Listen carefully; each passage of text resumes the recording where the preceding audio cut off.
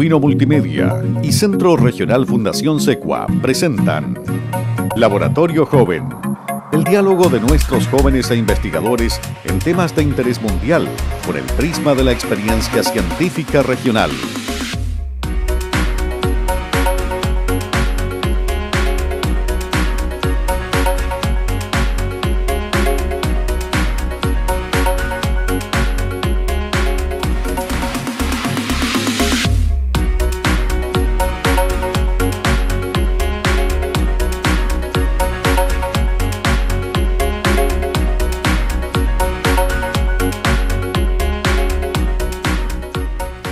Con el apoyo del Fondo de Fomento de Medios Regionales 2018.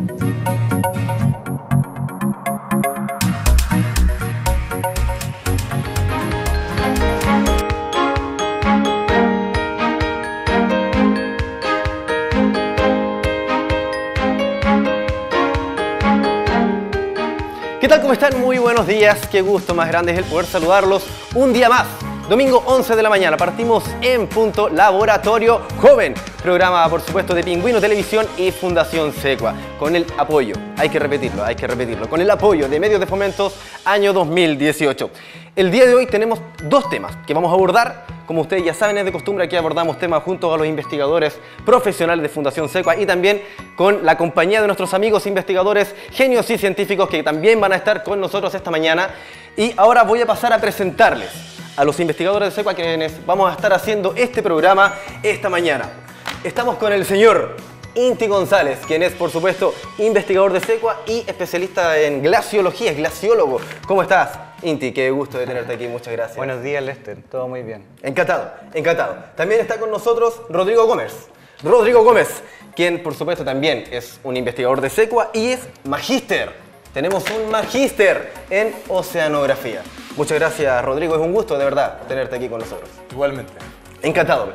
Y también nos acompañan ellos, los ejemplos de alumnos. Ahí están con nosotros. Se los voy a presentar inmediatamente. Del Liceo Juan Bautista Contardi está con nosotros Cristóbal Hernández Sandoval, quien es del segundo año medio B. ¿Cómo estás, Cristóbal? Bienvenido. Encantado. Muchas gracias. Con el micrófono. Eso, ahí. Bien. ¿Todo bien? Muchas gracias. También está con nosotros Priscila Espinosa, quien también es del Liceo Juan Bautista Contardi. ¿Cómo estás, Priscila? Bien, encantada de estar acá y de participar con todos ustedes. En serio, que para nosotros es un verdadero gusto que puedan estar ustedes acá. Y también está con nosotros Francisca Paredes, quien es del Colegio Charles Darwin. ¿Cómo estás, Francisca? Bienvenida. Muy bien, igual agradecida de estar acá y compartir con ustedes. Perfecto, ya, entonces está todo bien, estamos todos presentados, todos felices, somos una familia feliz y eso es muy importante, es muy bonito. Como ya es de costumbre en nuestro programa, vamos a iniciar con una nota que nos tiene preparado nuestro equipo de prensa acerca de el primer tema que vamos a abordar el día de hoy, que es cambio climático. La nota habla del cambio climático y los glaciares, pero en este primer bloque vamos a hablar específicamente acerca del cambio climático. Vamos a ir a ver entonces esta nota que nos tiene nuestro equipo de producción y después vamos a profundizar más acerca del cambio climático y glaciares. Adelante, señor director. Cambio climático y glaciares. Antes de hablar de cambio climático, debemos entender qué es el clima.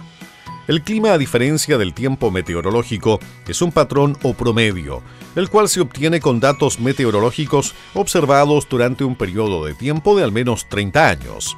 En cambio, el tiempo meteorológico es la condición de la atmósfera en un momento y lugar determinado.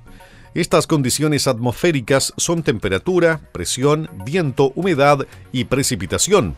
El comportamiento de estas variables en el largo plazo van a definir el clima de una región. Pero ¿cómo podemos descubrir cambios en el clima del pasado? En general, en el planeta tenemos buenos registros observacionales desde hace unos 150 años. Pero si queremos remontarnos a periodos de tiempo mayores, digamos miles de años, tenemos que ocupar otras herramientas. Una de ellas viene del campo de la glaciología y son los testigos de hielo. Uno especialmente interesante y bien estudiado es el testigo de hielo de Vostok. En este sitio se perforó el hielo hasta una profundidad de 3.310 metros, lo que permitió obtener registros climáticos de hasta 400.000 años en el pasado. Si bien es un registro pequeño comparado con la edad geológica del planeta, nos entrega información sobre los ciclos climáticos más recientes. Algo muy interesante es que podemos relacionar las épocas frías, llamadas glaciaciones, y las cálidas, llamadas interglaciar, con los llamados ciclos de Milankovitch, variaciones de los ciclos orbitales terrestres.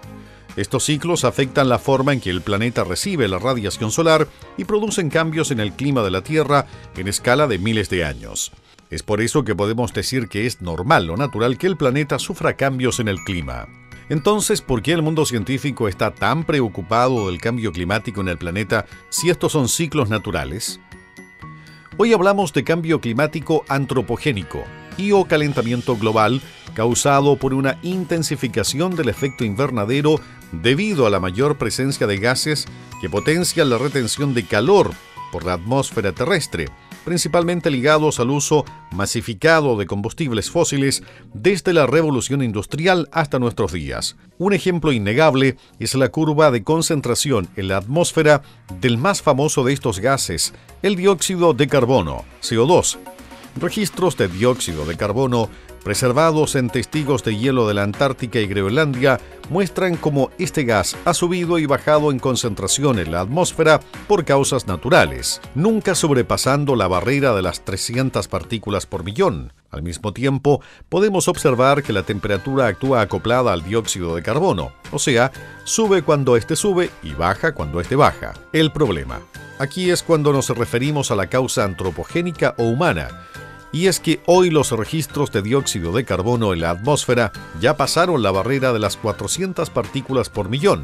Este aumento ha sido de una forma acelerada, no comparable con los cambios suaves asociados a ciclos climáticos. Por ende, elevando aceleradamente la temperatura del planeta, este es el llamado calentamiento global. Es consenso general en la comunidad científica que el cambio climático que estamos viviendo es potenciado por nosotros los humanos, por ende, un problema antropogénico en origen. La idea de que el hombre puede afectar el clima no es nueva. Por ejemplo, una de las primeras personas en observar y entender que el hombre puede afectar con sus actos el clima fue el científico y naturalista alemán Alexander von Humboldt.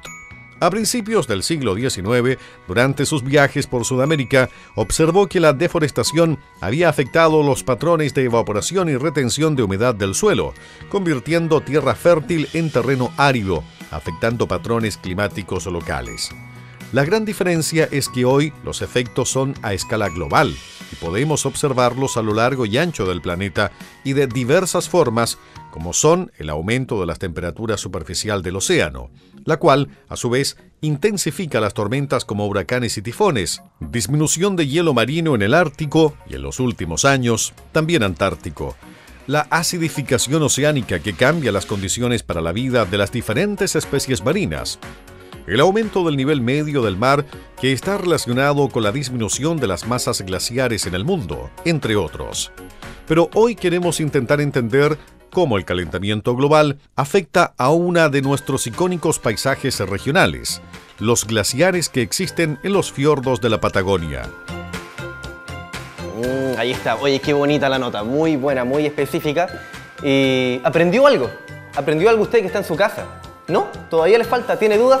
Qué bueno, porque para eso están con nosotros los profesionales de SECUA, investigadores de SECUA. Y me quiero dirigir ahora a Rodrigo. A Rodrigo, porque estuvimos conversando y Rodrigo aquí es el encargado de explicarles un poco más, de agregar algún otro detalle a lo que acabamos de ver. Rodrigo, cuéntanos, ¿qué fue lo que acabamos de ver? Yo antes quería aprovechar que están los chicos acá y preguntarles a ustedes si entendieron algo, esta diferencia, o si nos pueden ayudar entre el clima y la meteorología. Que estos datos que observamos y el clima que es un poco a largo plazo. ¿Se atreven a decir algo al respecto? Micrófono. Les puedo ayudar, ¿no? Vemos que la meteorología es los datos, lo que nos dicen día a día. Vemos el tiempo, en la tarde las noticias y nos dicen mañana va a llover, ¿cierto? O va a estar soleado, tantos grados. Pero cuando hablamos de clima, estamos hablando de una media, de un promedio en 30 años. O sea, Punta Arenas, no porque este verano hicieron 25 grados, vamos a decir que es un lugar subtropical, ¿cierto? Al contrario, y es porque nosotros sabemos que el clima no varía, sino que es más o menos estable en un periodo largo de tiempo, ¿ya? Y es ahí lo importante entre entender el clima y meteorología, porque este clima en largos periodos de tiempo, ya está hablando de miles de años, va a ir cambiando por razones naturales, ¿cierto? Pero, por ejemplo, Micrófono. Por ejemplo, cuando los meteorólogos normalmente dicen, no sé, pues en Punta Arenas va a llover y todo el día, pero hay días que no llueve, hay lapsos de tiempo en que no llueve, que nieva, que llueve, que sale sol y así. O sea, no es algo como que ocurra como lo dicen, porque sí hay como, por decirlo, como personas que determinan estas condiciones, pero no siempre es así, entonces varía mucho. Esa es otra cosa, perdón, Sí, cosa sí, interesante sí, sí. entre clima y meteorología. La meteorología, o qué es lo que va a suceder mañana, es muy difícil de predecir. Yo puedo decir que el desierto de Atacama va a seguir siendo un desierto los próximos 10 años, los próximos 20 años, y no me voy a equivocar. Pero yo no te puedo decir si mañana van a ser 15 grados o 20 grados en el desierto de Atacama. ¿Ya? Eso es una diferencia también de lo que es clima y meteorología. ¿Ya? Entonces, cuando nosotros vemos que el clima cambia, se lo podemos atribuir a varias cosas. Primero, por eso estos testigos de hielo.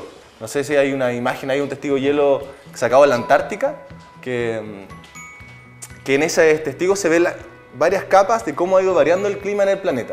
Y nosotros vamos viendo qué es lo que significan los glaciólogos en el fondo, o algunos de ellos, y pueden ver punto a punto los veranos y los inviernos, los veranos y los inviernos. Y en esos veranos y inviernos podemos ver las temperaturas del planeta y podemos reconstruir para el pasado. Y podemos ver que el planeta ha cambiado en cierta forma y hay periodos del clima que han sido más fríos y otros más cálidos. ¿Ya? ¿A ustedes pasaron algo de glaciaciones ¿Sí? ¿Se acuerdan de algo de eso? Los procesos de glaciación. Que todo empieza por una glaciación. Que desde los inicios, o sea, se hizo una glaciación y ahí recién empezó a establecerse lo que es el clima. O sea, nuestro clima, de como ahora, por así decirlo. Y si no, vean la era del hielo. Sí, Empieza la era con del el hielo y ahí fueron evolucionando. Claro. Ahí hay un Exactamente. ejemplo. Bueno, también lo que es el clima se ve afectado por lo que es el cambio climático. Exacto. Lo hemos visto y se nota en lo que es la región, en nuestra región. Porque, o sea, teníamos un clima tan frío, nieve, lluvia, en lo que era invierno, y ahora cada, no sé, una semana en invierno cae nieve y es muy poca. Entonces ahí es donde nosotros nos damos cuenta que está el cambio climático. Ahí es donde los científicos o más investigadores preferimos hablar de calentamiento global, porque el cambio climático siempre va a ocurrir. Ya, aquí por ejemplo un testigo de hielo, donde se ve esas líneas oscuras y más claritas. Una Es como un código de barra. Sí, una marca de los inviernos y los veranos. Y en la Antártida han sacado testigos de hielo de 3 kilómetros, 2.000 y tantos metros, y con lo que podemos llegar a 400.000 años en el pasado. Y eso nos indica que el clima ha tenido periodos, como tú decías, más fríos, glaciaciones, y más cálidos. ¿Ya? Pero son periodos que en 1000 años estoy yo con estas curvas de sube y baja, ¿no? Pero ahora lo que vivimos es un calentamiento global un poco rápido, ¿no? Y ahí es donde empezamos a ver curvas de gases invernaderos. Los gases invernaderos, ¿saben cuáles son? Uno, gas invernadero, CO2, muy bien. Hay más como el agua o el metano. Pero el CO2 es el que más nos ha indicado, porque tenemos esas concentraciones guardadas en estas burbujitas que quedan atrapadas en el hielo.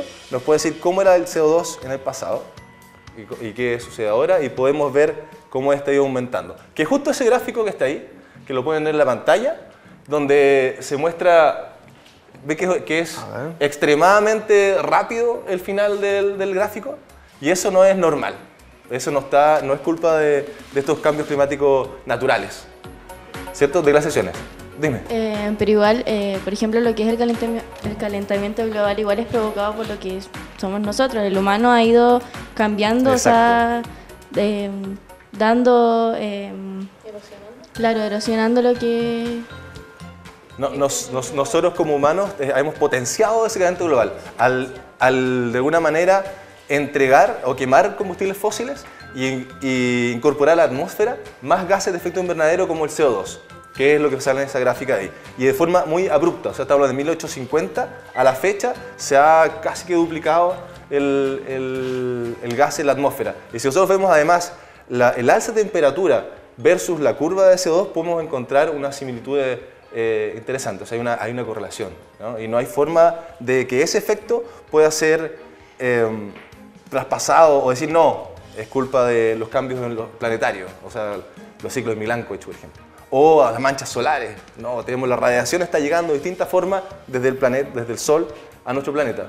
No, las curvas no suman, ¿no? En el fondo nos damos cuenta que es estos gases de efecto invernadero los que están generando este calentamiento global. Oye, muy bien, bastante interesante. Aprendió en este pequeño ratito bastante acerca del tema. Y la idea es que usted en su casa también aprenda, por supuesto que sí. Nosotros nos vamos a separar ahora. Un momento. Tenemos aún más temas de los que vamos a hablar. En este otro bloque también vamos a integrar el tema de lo que son los glaciares. Y ahí vamos a ir de fondo también. ¿Ve lo que está aquí, a mi espalda? ¿Sabe lo que es esto? Aquí lo va a aprender, lo va a conocer. Porque tenemos a los profesionales que nos van a mostrar aquí en vivo cómo se usa, cómo se llama, para qué sirve. Así que, por favor, manténgase en la presencia porque nosotros nos vamos a quedar acá. Y a la vuelta, seguiremos entregándole más datos a ustedes, aquí, en Laboratorio Joven.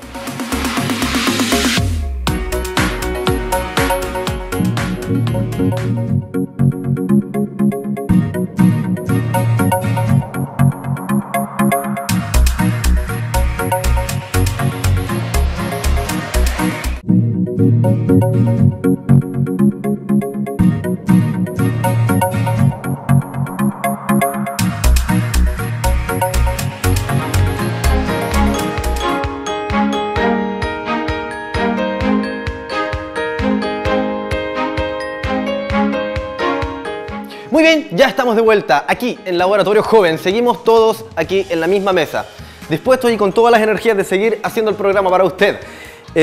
Para iniciar este segundo bloque, como fue en el primero que iniciamos con una nota de acerca del cambio climático y glaciares, en este segundo bloque vamos a profundizar solo de los glaciares.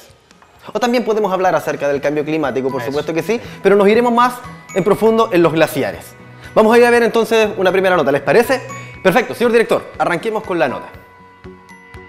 Según la Dirección General de Aguas, Chile posee una cobertura de glaciares que supera los 23.000 kilómetros cuadrados, lo que corresponde al 3% de la superficie del territorio nacional. Esta superficie glaciarizada corresponde al 80% de la superficie de los glaciares de Sudamérica. El 89% de la superficie ocupada por hielo del país se encuentra en la zona austral, que comprende las regiones de Aysén y Magallanes. En esta zona hay más de 16.000 glaciares que cubren una superficie de 21.000 kilómetros cuadrados, es decir, la cantidad de hielo cubrirá en su totalidad la región metropolitana y un tercio de la región de Valparaíso. Los glaciares de la zona austral se distribuyen principalmente en Campo de Hielo Norte, Campo de Hielo Sur, Cordillera Sarmiento, Gran Campo Nevado, Isla Santa Inés, Monte Sarmiento, Cordillera de Darwin e Isla Oste. Oficialmente en Chile se define un glaciar como una masa de agua terrestre en estado sólido que fluye por deformación interna y por el deslizamiento de su base, confinada por elementos topográficos. Cualquiera sea su forma, ubicación y dimensión y estado de conservación. En los glaciares se pueden encontrar dos zonas bien definidas: la zona de acumulación y la zona de ablación, separadas por una imaginaria línea de equilibrio. Los glaciares están en constante movimiento, fluyen debido a la gravedad desde la parte alta a la parte baja, cual río. Sus cambios de geometría y volumen de hielo se deben a una relación existente entre la acumulación de masa y la pérdida de hielo en un momento determinado. A esta relación se le conoce como balance de masa glaciar. En su mayoría, los frentes de los glaciares de la Patagonia terminan en un fiordo o en una laguna proglacial, alcanzando el 80% de la totalidad de las cuencas glaciares.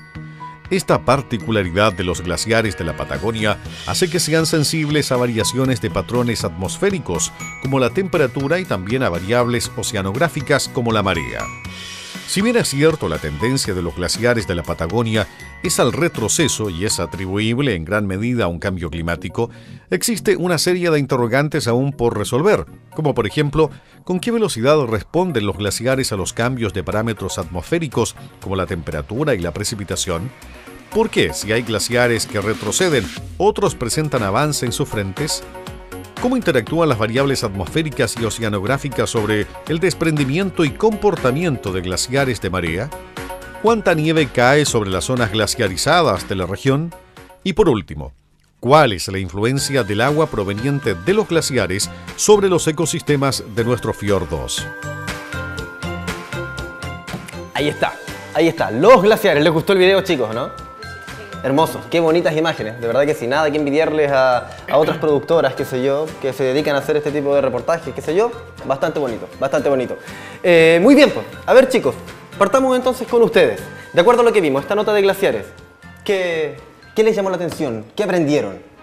Yo tengo una duda, o sea, siempre he tenido esta duda que es como, ¿cómo se forman los glaciares? ¿A partir de qué? Porque no es como que se hayan formado de la nada surgieron, no. Algo debe haber ocurrido para que se formaran y sean masas tan grandes. Mucho frío. Puede ser. Claro. Tal vez, mucho frío. Tiene que haber frío, sí. Cierto, tiene que Para haber que haya un frío. incendio tiene que haber calor, que haya un hielo tiene que hacer frío, creo. Sí. Pero más o menos, ¿cómo te imaginas que se forma un glaciar? Partamos la base que un glaciar es una acumulación de nieve, ¿cierto? Precipita en forma sólida, esa nieve se va compactando y en la medida que se va compactando esta nieve que tiene una alta porosidad, empieza a solidificar, empieza a densificarse, ¿cierto? Pierde porosidad y eso hay una transformación que termina convirtiéndose en hielo, ¿cierto? Entonces el glaciar se forma porque en su zona alta, en una zona alta, cae nieve y esta nieve se empieza a compactar, cada nevada en el fondo empieza a compactar y termina convirtiéndose en un trozo de hielo. En un trozo de hielo, así Un trozo de empieza. hielo. Claro. Y eso de alguna forma también está vinculado a esto que aparecía en el video, que es un glaciar, ¿cierto?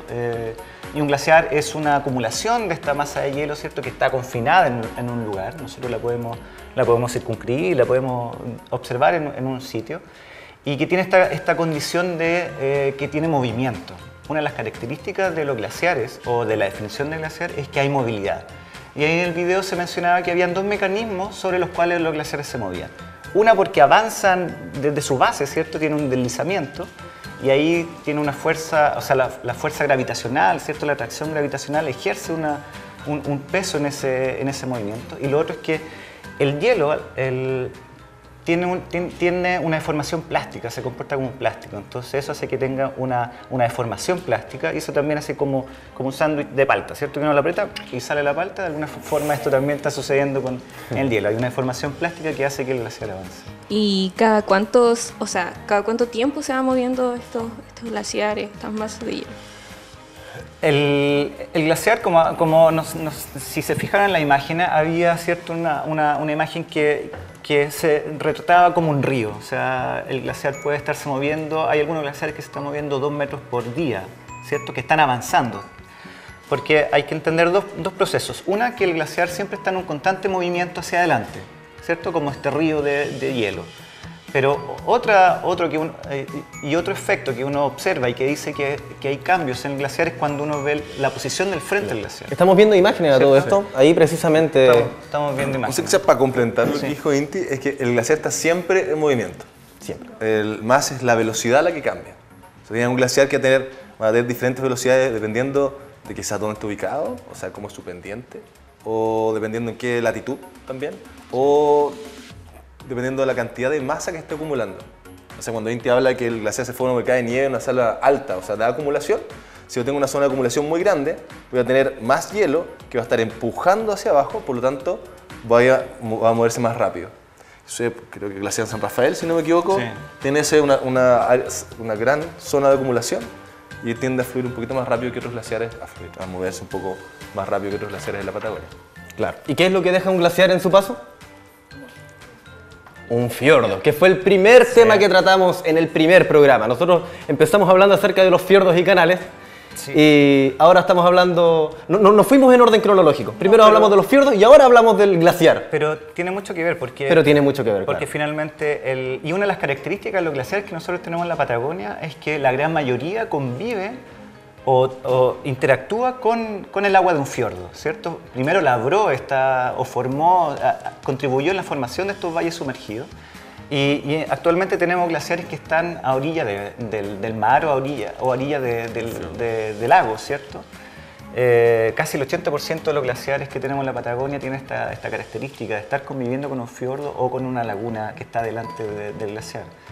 que no son estos típicos glaciares de montaña que uno ve en otras zonas, ¿cierto? Lo cual lo hace sensible a distintas variables. Uno se piensa que solamente la temperatura y que el hielo se derrite, pero también el hielo, al ser plástico significa que se deforma, ¿no? Si un metal yo lo agarro lo suficiente y lo doblo y él no vuelve a su condición, eso significa que tuvo una deformación plástica. El hielo es lo mismo, se va a ir moviendo y va a ir cayendo de cierta forma, y el frente del glaciar, cuando se quiebra, y va a caer al mar y todo eso es calving, y eso sucede en lugares donde tienes un frente glaciar que está contra un fiordo, contra un lago, etc. ¿Pueden llegar a chocar glaciares? Porque se mueven o... Como están en movimiento. Hay algunos, sí, se unen glaciares. Más que chocar. Se unen. ¿cierto? No es una colisión en sí, en realidad. No es tan violento así como un Como el auto Titanic chocando, ¿no? que chocó con el iceberg, no creo como que un sea así de cauce, fuerte. claro, un cauce principal, Claro. y que pueda tener un cauce de una lengua glaciar que se le una, ¿cierto? Y continúa. Yo no sé si ustedes se han fijado en algunas imágenes de glaciares que hay como una mancha, una línea, ¿cierto? De sedimento al centro del glaciar. Eso indica que en algún minuto dos glaciares se unieron y continuaron bajando, ¿cierto? Entonces los sedimentos que transportaba una orilla de ese glaciar se unió con los sedimentos de la otra orilla y formaron lo que se llama una morrena, ¿cierto? Una morrena ¿Han central. escuchado esa palabra antes, no? ¿Morrena? ¿Sí? ¿No? ¿No? No es una morena, es una morrena. ¿Alguna idea? ¿Cuál es el principal enemigo de un glaciar? El glaciar es hielo, ¿cierto? Entonces, El sol, el básicamente la temperatura va a ser un factor que va a determinar en el comportamiento del hielo, ¿cierto? Y es lo que está pasando. Bueno, yo he visto videos en la Antártica que había una capa grande en un río y se ha ido encogiendo con los años. Sí. Y se ha perdido bastante. Sí. Los glaciares normalmente pierden masa por evaporación, ¿cierto? Por fusión, o sea, este cambio de un estado sólido a un estado líquido, ¿cierto? Y en los casos de estos glaciares que están en contacto con el fiordo, están flotando, por decirlo, o están en contacto con el agua, la influencia del cambio de mareas también va a ser un efecto mecánico sobre la ruptura del frente de los glaciares. Entonces están sujetos a estas condiciones térmicas, atmosféricas, pero también están sujetos a estas condiciones oceanográficas, ¿cierto? Que también pueden ser térmicas y mecánicas. Claro que sí, claro que sí. Bueno, también el día de hoy trajimos unos testimonios, ¿verdad? Trajimos unos testimonios, bueno, preguntas que vamos a ir interactuando entre nosotros. Claro, pero también trajimos con video de entrevista también. Sí, nosotros aquí en la Patagonia tenemos un grupo de glaciología que trabajamos con gente del Instituto Antártico y del INAH, con la gente de la Universidad de Magallanes y también con socios que son de otros países, ¿cierto? De Brasil y de Alemania. Y Ricardo Jaña, por ejemplo, que es un investigador del INAH, quiso compartir con nosotros la respuesta a una pregunta. Y la pregunta Ricardo Jaña. Sí, dice, ¿por qué tenemos glaciares en Patagonia? Y esa debiese ser la cuña número 3. A ver, ¿por qué tenemos glaciares en la Patagonia? A ver, vamos a verla, señor director, vamos a verla. Patagonia es una de las regiones del planeta donde permanecen como un remanente masas de hielo de considerable extensión y que son producto de la última glaciación.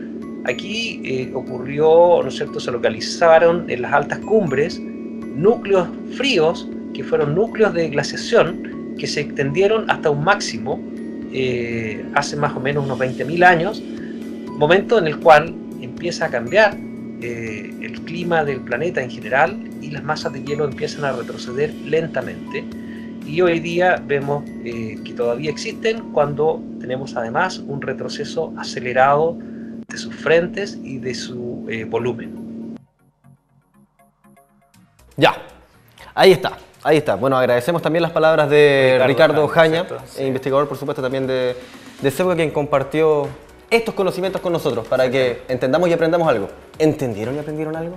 A ver, cuéntenos, ¿qué entendieron con este testimonio de Ricardo Jaña? Con el micrófono, por favor. ¿Por qué tenemos glaciares en la Patagonia? ¿Por qué tenemos glaciares en la Patagonia? ¿Por qué creen ustedes? Con el micrófono, sí, por favor. Yo encuentro que es por el clima, ¿o no? Porque acá existe un clima muy bajo en comparación con otras regiones, con otros Estamos países. cerca de Estamos qué? cerca de la Antártica. Que tenga mucho frío. Magallanes Ahí y la está. Antártica chilena, entonces... Extremo sur, ¿cierto? Claro. Por ejemplo, ¿qué pasa cuando hay frío y lluvia? Cae nieve.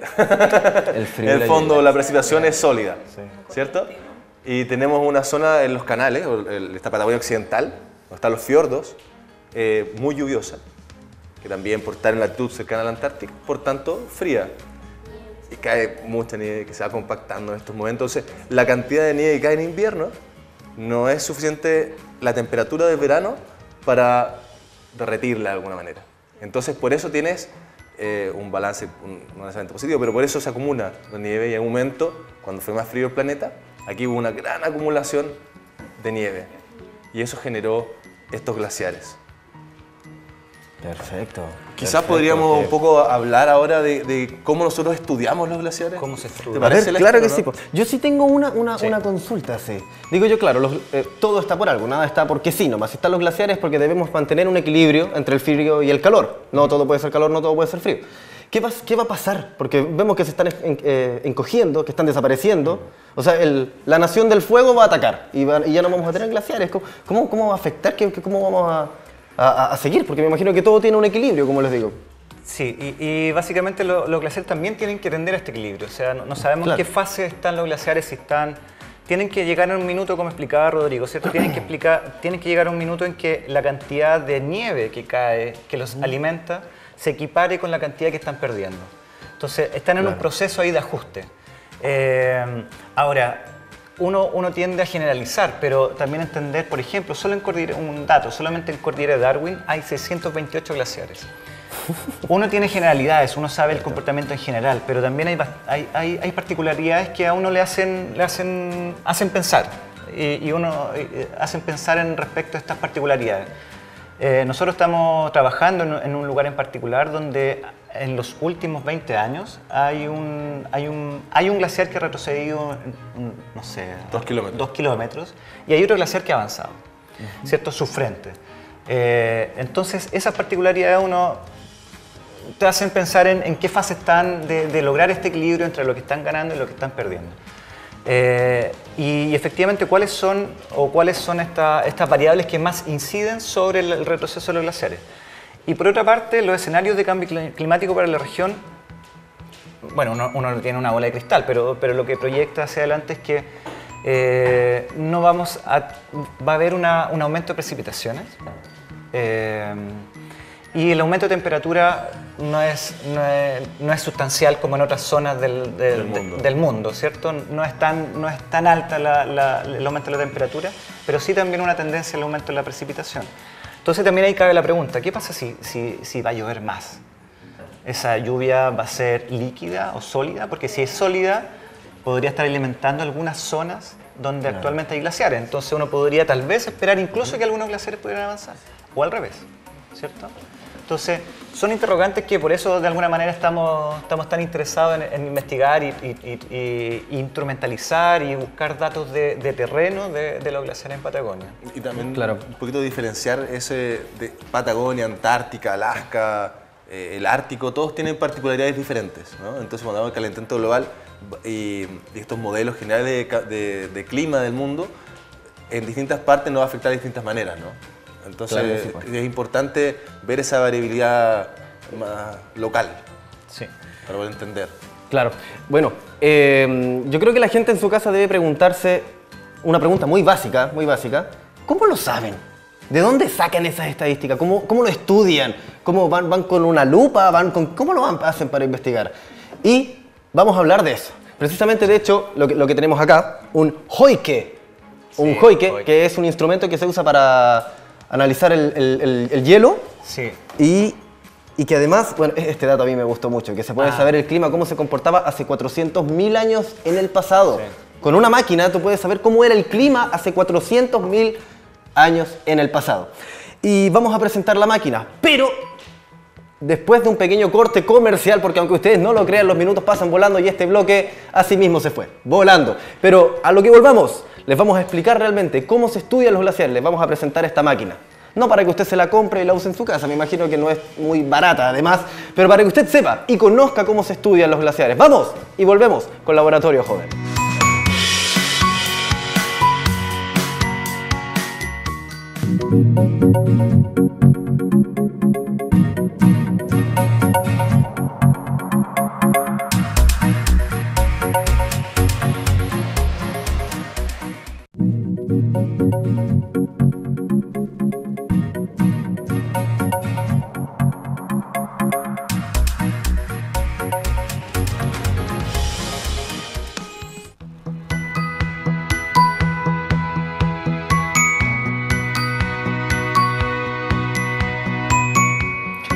Muy bien, después de haberle dado el espacio correspondiente a nuestros patrocinadores, hemos vuelto para hablar de Hoike. Hoike es el aparato que está aquí, este instrumento. Esto que usted no lo puede encontrar en ninguna tienda porque ya me explicaron que detrás de cámara que esto está hecho artesanalmente. Esto no hay ninguna empresa que los distribuya, está hecho solamente a mano y que además su precio es bastante elevado. Así que yo quiero conocer esta máquina, estamos aquí con Inti González, quien es el especialista, que nos va a decir qué es un Hoike. Como Primero que nada. Claro, es una pieza que está hecha a mano, es una pieza artesanal que lo hace un señor en Alemania.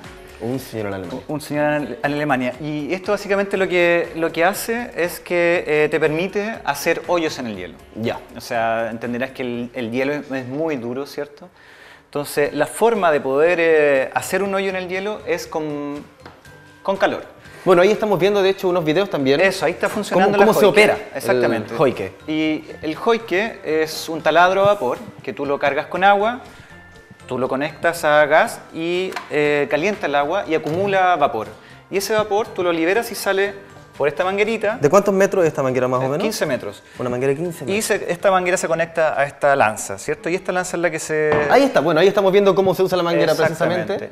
Ahí está perforando y, Claro. y lo que hay que esperar que haga calor entonces para ir derritiendo el hielo y vaya aumenta la agarrando- presión. y aumenta la presión. Es como una olla a presión finalmente. O sea, lo que está haciendo acá es calentar agua, aumenta la presión y después ese vapor de agua sale inyectado por esta... Ahí como se ve en la imagen. Justamente ahí, ¿cierto? acá. Sí. Y eso va haciendo que se vaya derritiendo el... Y eso que nos permite cuando nosotros hacemos... Podríamos mostrarlo. Exactamente. Ahí está. Y eso No se sé si hace... se puede ver ahí... Esto se engancha justo en la esquina de la manguera. Claro, y a en la través punta aquí de la hay manguera. un orificio donde donde expulsa el vapor. Sale vapor. Sale el vapor, claro. Sí. Ahí está. Y esto lo hacemos para... Hacemos hoyos de 12 a 15 metros e instalamos balizas de ablación es Ya. el nombre técnico, pero finalmente un tubo de PVC que lo que va a registrar es el movimiento del hielo. O sea, si yo lo entierro hoy día en esta posición y lo voy a ver en 3 meses después, esta baliza se va a ver... Justamente ahí estamos viendo Se en movió. pantalla, claro. Y además de moverse, ¿cierto? De cambiar su coordenada, va a aflorar, porque esto lo dejamos enterrado a tope, ¿cierto? Entonces el glaciar en la medida que se va derritiendo va a ir aflorando esta baliza. Entonces nosotros, además de poder evaluar cuánto se desplazó, Ya. podemos ver cuánto volumen o cuánta masa perdió superficial ese glaciar. Oye, y una vez que ya insertamos la manguera al punto que nosotros queramos, de profundidad, ¿qué se hace después? ¿Hay que esperar? ¿Se espera? Entierra la manguera, saca Ya. la manguera y como ven en la imagen se pone la baliza, La lo que baliza, le hablaba, claro. que este tubo de PVC se entierra. Y eso te permite, como te decía, medir cuánto hielo se pierde en superficie y además cuánto se desplaza. Así es como se obtienen las estadísticas entonces. Ahí tenemos uno de los datos. Entonces, una forma de los estudios, una forma de estudiar los glaciares es con datos de campo, ¿cierto? Con este tipo de estudios, más otros, ¿cierto? Pero además con imágenes satelitales. O sea, todo lo que tiene que ver con imagen satelital, teledetección, es una herramienta que nosotros utilizamos para poder cuantificar volumen, superficie, cambios, velocidades, qué sé yo. Pero todos esos modelos tienen que ser de alguna forma validados con estos datos de pesado, campo. ¿no? Sí. Yo tengo una consulta. Tendrá mucho peso porque, sí, claro, aquí vemos que lo hicieron modelo mochila para poder Sí, transportarlo ahí. exactamente. Ya, Claro vamos que, con la consulta. al poner esta manguera, Sí. uno ve con el tiempo cuánto se mueve, ¿cierto? Esta manguera se va moviendo Y ahí van calculando cuánto... Yo con la manguera lo que hago es solo meter el vapor. Claro. Después retiro la manguera y me la llevo. Lo que dejo instalado es el tubo de PVC que tú ves en este minuto en la imagen. Claro. Entonces, Pero el tubo de PVC ya está es hecho el que va el agujero. flotando Exacto, después. sí. Pero a eso voy, que cuando el tubo de PVC se mueve, ven la cantidad de metros que se movió el glaciar, Sí. pero al moverse no implica que este suba, no es un factor para como... No, tú vas a dejar esta vara de PVC que son 12 metros divididos en secciones de 3 metros. Entonces ella va a su vez a aflorar, pero va a aflorar porque se va derritiendo el hielo y a su vez se va a ir moviendo porque el glaciar avanza. No deberías tener ese problema, claro, que quizás como que podría apretarlo y vaya a levantar. Aquí donde estamos, por el frío de la latitud, no debería pasar. Ha pasado que en glaciares que son de latitudes un poco más bajas, así cerca de la cordillera central, que han visto que de repente por ese efecto de que el glaciar se pueda comprimir en un sector, puede aflorar solo por el movimiento mecánico del glaciar, el movimiento plástico, que la aprieta y salga. Pero aquí no sucede eso. Aquí avanza y lo que vemos es que del punto A, y después vamos 6 meses después al mismo lugar. ¿A dónde está? Empezamos a buscarla, encontramos que está un poco más allá, marcamos el punto y podemos ver la diferencia, la distancia y por tanto después calcular la velocidad del glaciar en ese periodo de ¿y tiempo. cuántos metros quedó? ¿O ¿Y cuántos cuánto metros perdió? Sí. Claro, porque igual puede ser un factor que influye al moverse y aflorar. Entonces. Claro. Sí, como decía Rodrigo, en otras latitudes lo que puede expulsar una baliza es la cantidad de agua que quede. Eso puede hacer que flote, pero en este caso no ocurre. Hemos observado que eso no ocurre acá. Es un buen indicador para poder evaluar la movilidad y cuánta masa pierde en su superficie. Ahora, hay que volver al lugar. Entonces uno se instala y hay que volver para tomar ese dato. Para generar los que son los muestreos, ¿no? Sí. Sí, exactamente. Exactamente. Respecto a lo que es la lanza, Esto que está acá. sí, ¿a qué temperatura la tienen para poder hacer que esto se derrita? Está, bueno, en vapor de agua, entonces está más de 100 grados, ¿cierto? Más de 100. Es vapor. Ahí está. Es vapor lo que sale por la punta de la lanza. Esto es igual que una olla a presión. ¿No? Es lo Una mismo. Ahí cafetera, está una la olla a lanza. presión es lo mismo. Como se calienta el agua y sale un vapor a alta temperatura. ¿Y han tenido algún problema con esto? Porque es como una mochila. Mostrémosla, ahí. Cámara 2, ahí amigos, si le podemos hacer un acercamiento ahí para que podamos verlo ahí con más detalle. Los problemas son cuando se Ahí te... Ahí está. En general no, problemas graves no, se te olvida una pieza, cosas que no tienen que pasar. Pero, que se te rompió, se pero uno te haciendo pierde. una buena mantención no tiene problemas con el uso de estos equipos. Sí. Sí. Y bueno, y lo que ustedes tienen ahí en la mesa, ¿cierto? Son algunos implementos que se usan para poder estar sobre el hielo. Para poder enganchar son como tipo garras de oso. Porque si uno se para sobre el hielo se resbala, ¿cierto? Claro que sí, pues. Entonces, Claro que sí. lo que tú tienes ahí en tus manos se pone bajo el zapato y te permite caminar con seguridad sobre el hielo. Y eso es un elemento también de seguridad en caso de que tú tengas una caída, tengas que hacer un proceso de detención. Para los zapatos. ¿Cierto? En el fondo, la glaciología está muy ligada al montañismo en cierta forma. De hecho, hay muchos glaciólogos famosos que fueron montañistas y que ahí pasan al tema del hielo. Y estos son equipos más de montaña. Un tipo arnés para no... Pues va el arnés, etcétera, es un tornillo de hielo para dar seguridad. Eso es equipo principalmente. básico de seguridad Claro que para sí. trabajar en el hielo. O sea, Ya nos están quedando ya 2 minutos de programa, chicos. Si la hora pasa volando, es impresionante. Así que quiero dejárselos para ver si tienen algunas últimas consultas. Ya hemos presentado la máquina, hemos presentado lo que se usan los pies también, porque hay de todos implementos para poder Exactamente. usar el hoike. ¿Tienen alguna otra consulta que les quieran hacer a los investigadores? Sí, yo tengo una consulta. Quería saber cómo afecta el calentamiento global en los glaciares.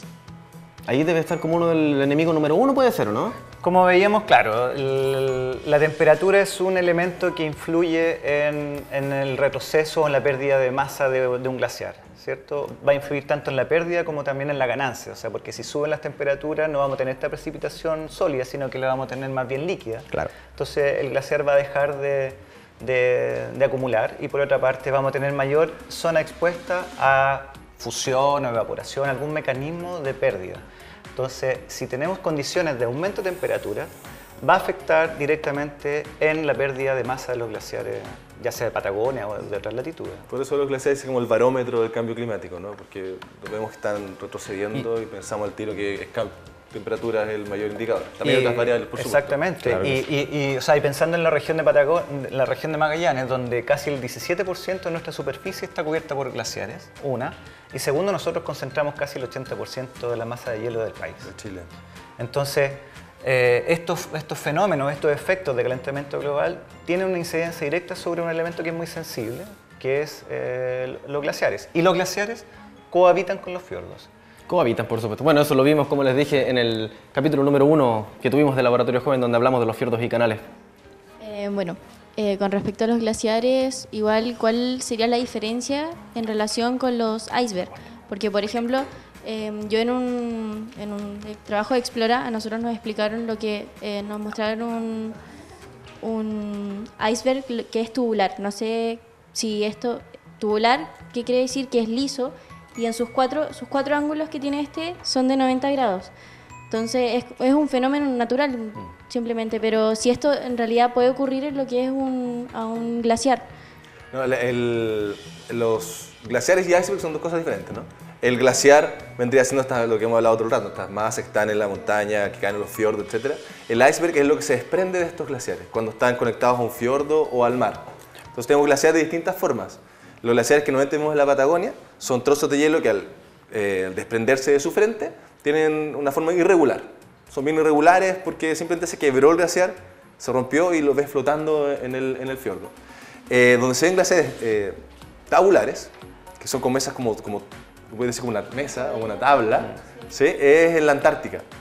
Porque la Antártica, que es un tremendo continente, el hielo pasa desde el centro de Antártica, acumula y se va hacia los bordes, y en los bordes existen plataformas de hielo flotantes, que es una continuación del glaciar. Imagínense, el glaciar viene, flota y sigue fluyendo hacia allá como una pequeña plataforma, continuación de la plataforma continental de hielo, y esto va flotando. Y cuando se corta un pedazo y empieza a flotar, debido a la estructura que tiene el hielo, se cortan con estos 90 grados de esta forma bien especial. Y ocurre en la Antártica. Eso es fenómeno. Cuando ves ese iceberg flotando, tú vas a decir, ese viene de la Antártica, no es de la Patagonia. Es difícil encontrar uno acá, aunque hemos visto algunos similares cuando ocurre cosas como hielo marino, se te congela, que también tienes otra formación, y no vienen de otro fenómeno. Claro. Claro que sí, pues.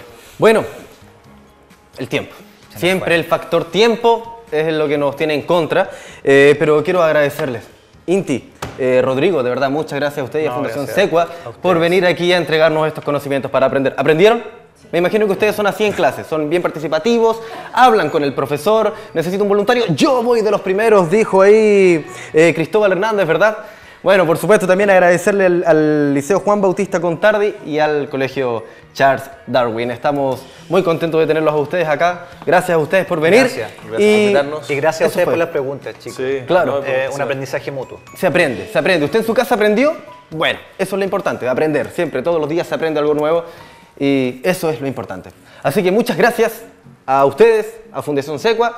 Y nosotros ya despedimos este programa tristemente, pero nos volvemos a encontrar el próximo domingo, también a las 11 de la mañana, en donde de seguro vamos a estar hablando otro tema bastante interesante para que usted aprenda acerca de todos estos temas que, como yo lo dije en el primer capítulo, nos competen como magallánicos, ya que estamos en esta zona tan aislada al sur del mundo. Nos despedimos. Eso fue todo, Laboratorio Joven. Nos vemos el próximo domingo. Chao. Fue una presentación de Pingüino Multimedia y Centro Regional Fundación Secua.